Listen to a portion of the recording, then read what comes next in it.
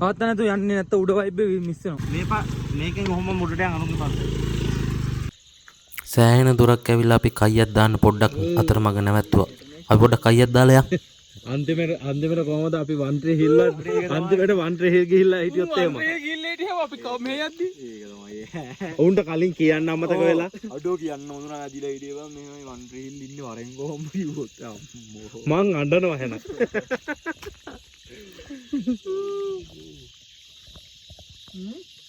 පාරක් අන්තරය ආයි පොඩ්ඩක් නැවැත්තුවා මහන්සියටත් එක්ක ඈතින් පේන්නේ මාතලේ ටවුන් එක. ඔය බල්බ් දාලා තමයි චූටි බල්බ් තමයි ඔය පේන්නේ.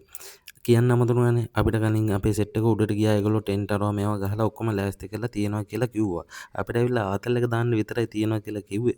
අපි බලමු දැන් උඩට ගිහිල්ලා ඇත්තටම උන් ඒක හදලාද නැද්ද අපිටම කරන්න වෙයිද කියලා. අපි උඩට ගිහිල්ලා හම්බෙමු.